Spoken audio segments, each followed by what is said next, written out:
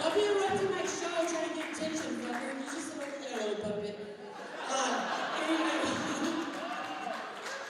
I want to give you guys a little bit of background, give you a little insight into my life for those of you that don't know me, which again are like these 4 people up here.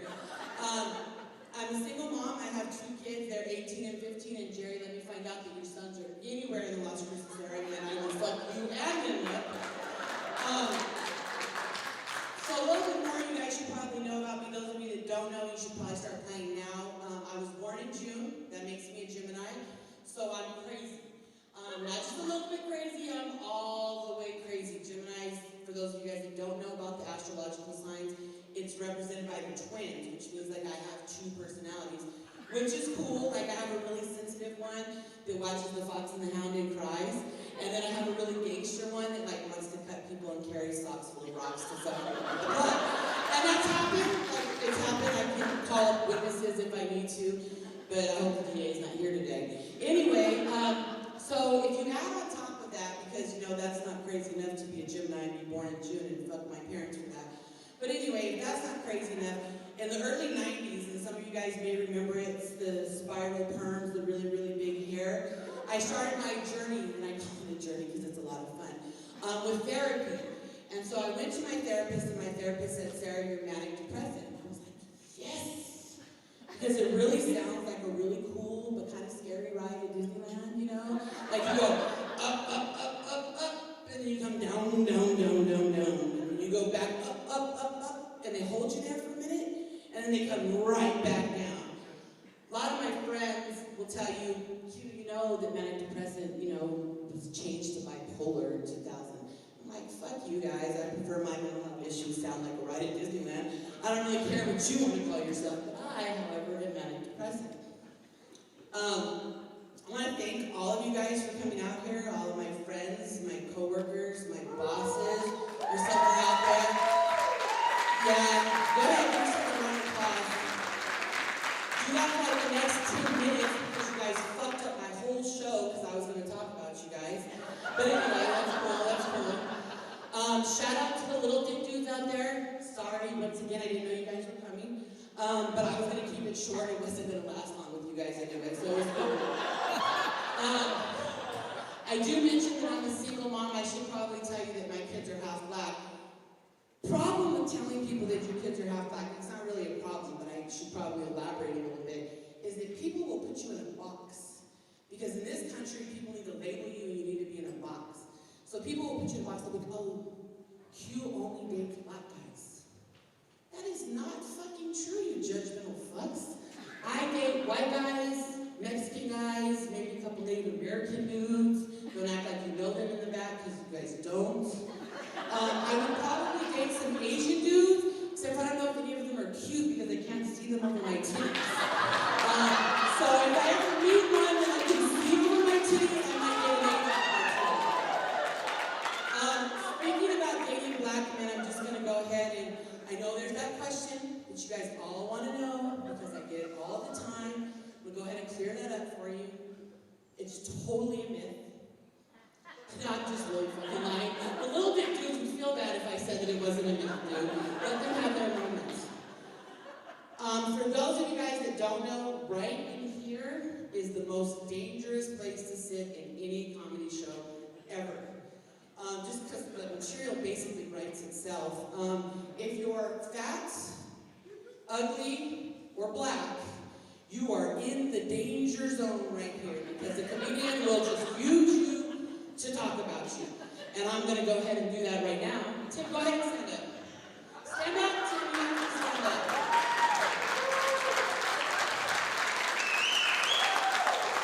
Tim is my token black guy that I bring with me to stand-up shows. I took him to one like 3 months ago, and every comedian that came up on stage, except for me, used them in their act.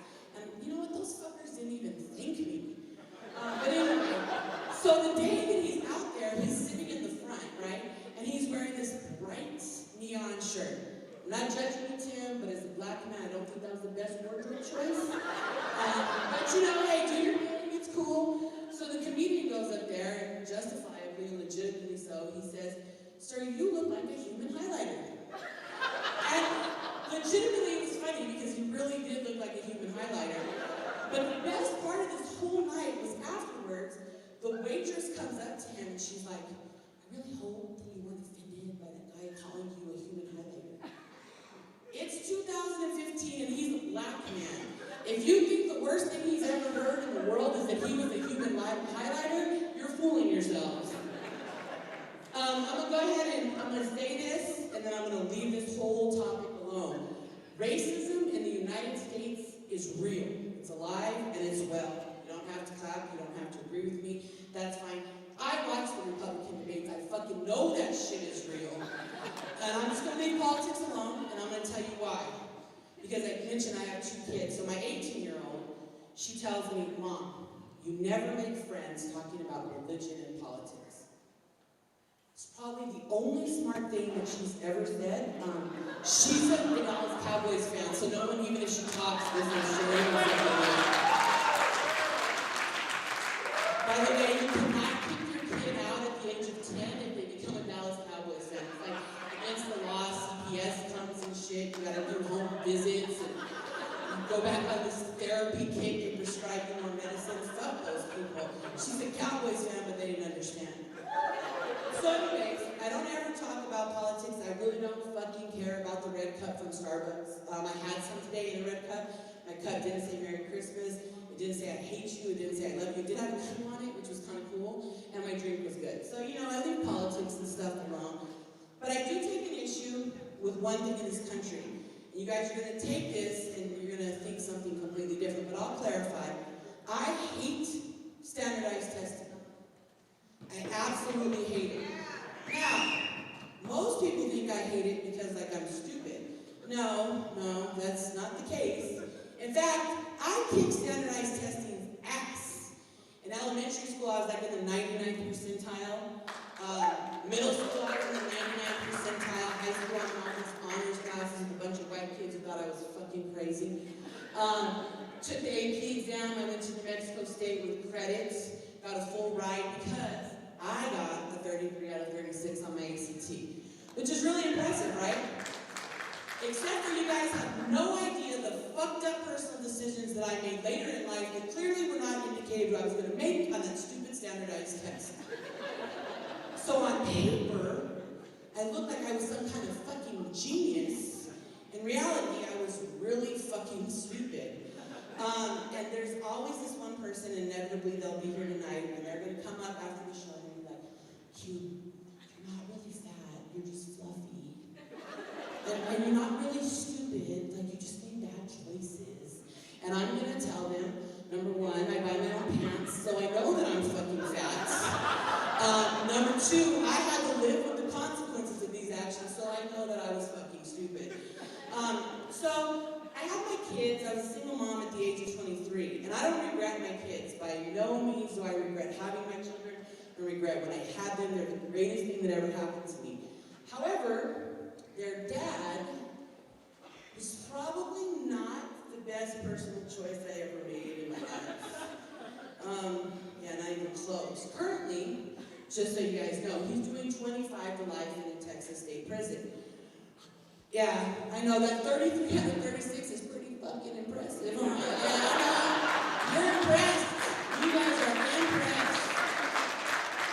So, my kid's dad, his sister called me to tell me when he had gotten in trouble that he was facing some serious time. And I kind of laughed. But I didn't laugh as hard then as I laughed when he called me. And I should tell you, he's from Texas. Before I go any further. So the phone rings and I see that it's a Texas number and I'm like, fuck, this is either a bill collector or my kid's dad. And either way, I'm fucked if I answer this phone call. But I just went ahead and said, I'm gonna go ahead and answer it just in case I may have some money next month to pay Verizon. And so I answer the phone and I hear, Sarah. And to this day, the word Sarah makes the hair on the back of my neck stand up. Because only 2 people ever say Sarah. One of them happens to be the person I chose to procreate with. So he starts to tell me how he shot his neighbor 8 times.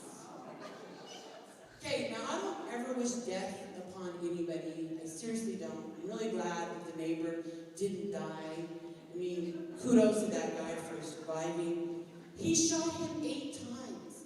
Do you understand that he can't even fuck upright? He is doing 25 years to life in prison for not killing somebody. You could have shot him twice and be done with that, dude. 8 times. I would say it was overkill, but the guy got up and walked away. So,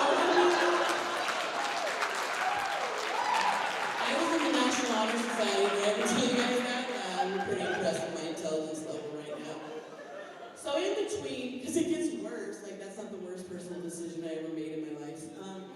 In between my kid's dad leaving us and shooting his neighbor 8 times, which lived again, I don't know if you guys understand, fucker lived 8 times. Like, where did you shoot him? I mean, it doesn't matter.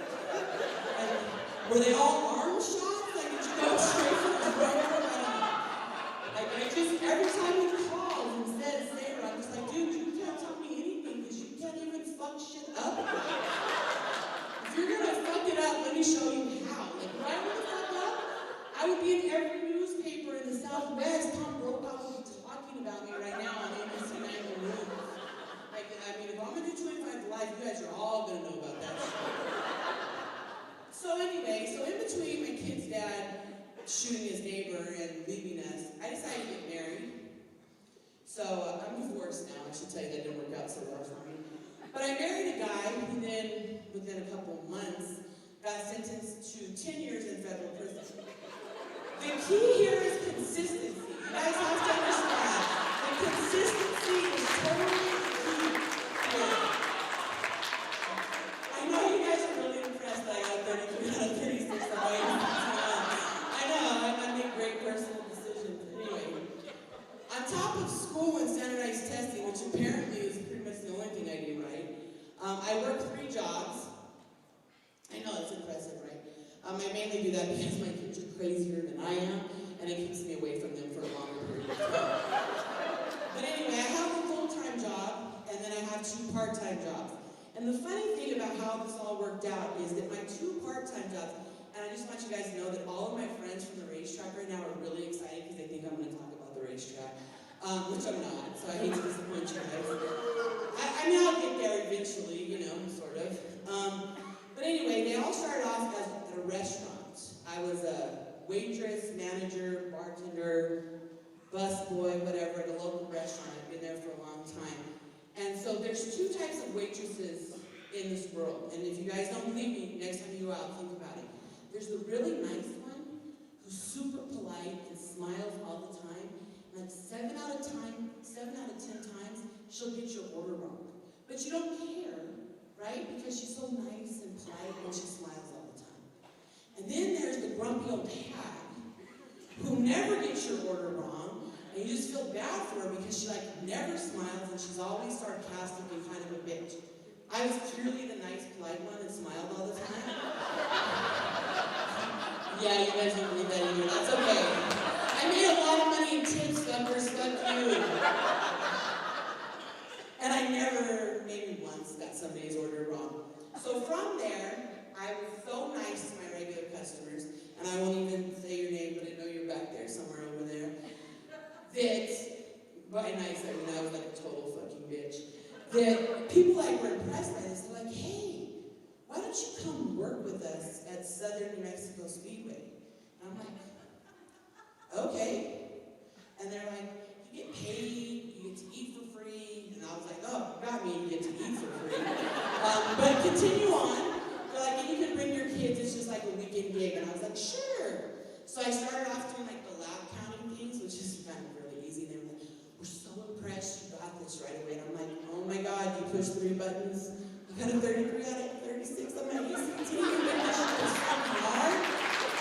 But anyway, so from there, they decided that they did not want to do any type of scoring. And I should have known something was wrong when they were like, hey, Q, do you want to learn how to score races? Sure, that sounds like fun. No, man, they fucking lied and I want my money back on that shit. So, just to give you a little bit of heads up, if you guys don't know anything about dirt track racing, this whole side of the room, by the way, knows everything about dirt track racing. So you guys are really the ones I'm going to focus on right now. So when you put these cars on a dirt track, which by the way, Dean, you do an excellent job of setting that track up every week. I always say that because you run the people earlier. But anyway, you put these cars on a track and they go fast and they turn left. And it's a hobby, okay? Please understand that I said it's a hobby. There's not one single person that races a car or is married to a racer on this side of the room that will not tell you that from the minute